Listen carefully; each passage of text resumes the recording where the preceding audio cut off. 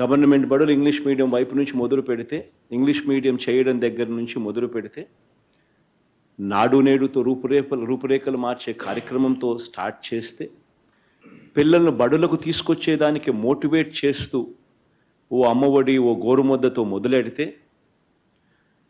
ప్రయాణం ఉట్టి English medium తీసుకురావడంతోనూ, నాడు నేడుతో మార్పులు చేయడంతోనూ, ఇన్ఫ్రాస్ట్రక్చర్లో మార్పులు చేయడంతోనూ ఆగిపోలే.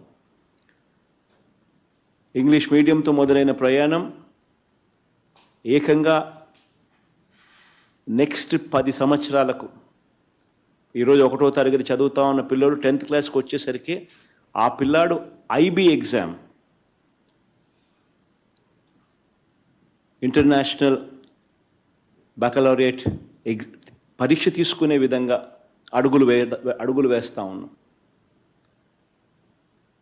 వాటికి సంబంధించి ఐబీ వాళ్ళతో ఎంఓయు చేసుకోవడము, వాళ్ళు మన ఎస్సీఈఆర్టీలో భాగం కావడము, ఈ సంవత్సరం టీచర్స్ కెపాసిటీ బిల్డింగ్ మీద ధ్యాస పెట్టడము, ఆ తర్వాత ఎవ్రీ ఇయర్ ఒక క్లాస్, అంటే రేపు సంవత్సరం, ఈ సంవత్సరం టీచర్స్ కెపాసిటీ బిల్డింగ్, నెక్స్ట్ సంవత్సరం 1వ తరగతి, ఆ తర్వాత 2వ తరగతి, ఆ తర్వాత 3వ తరగతి సంవత్సరం, 2035 సంవత్సరం వచ్చేసరికి ఏకంగా మన పిల్లలు ఐబీ పరీక్షను తీసుకునే పరిస్థితిలోకి మన పిల్లల చదువులను తీసుకొని పోతా ఉన్నాం.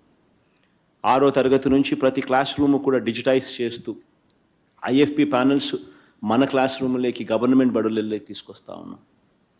8వ తరగతి పిల్లలకు ట్యాబ్స్ ఇచ్చి పిల్లలకు చదువులలో వేగం పెంచుతూ సులభంగా అర్థమయ్యేట్టుగా అడుగులు వేస్తూ ఉన్నాం.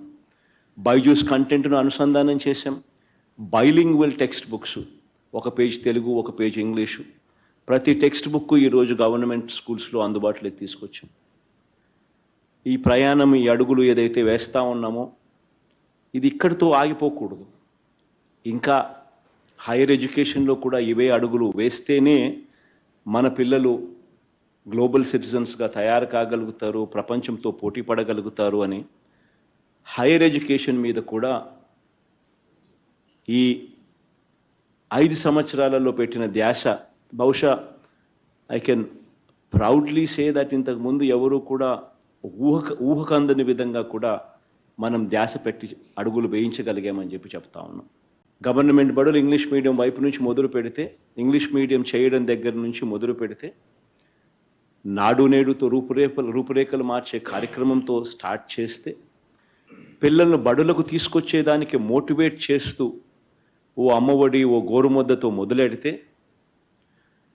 ప్రయాణం ఉట్టి ఇంగ్లీష్ మీడియం తీసుకురావడంతోనూ, నాడు నేడుతో మార్పులు చేయడంతోనూ, ఇన్ఫ్రాస్ట్రక్చర్లో మార్పులు చేయడంతోనూ ఆగిపోలే.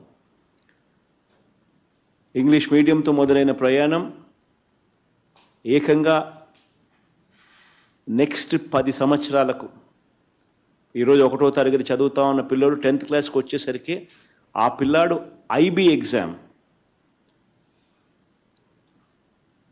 ఇంటర్నేషనల్ బకలౌరియట్ పరీక్ష తీసుకునే విధంగా అడుగులు వేస్తూ ఉన్నాం.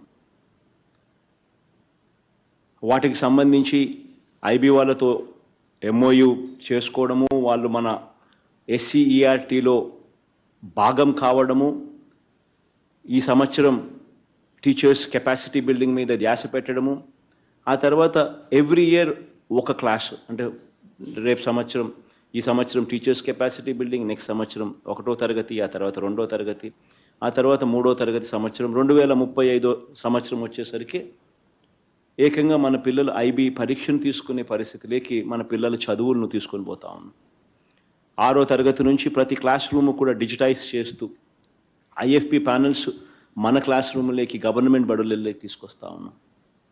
8వ తరగతి పిల్లలకు ట్యాబ్స్ ఇచ్చి పిల్లలకు చదువులలో వేగం పెంచుతూ సులభంగా అర్థమయ్యేట్టుగా అడుగులు వేస్తూ ఉన్నాం. బైజూస్ కంటెంట్ను అనుసంధానం చేశాం.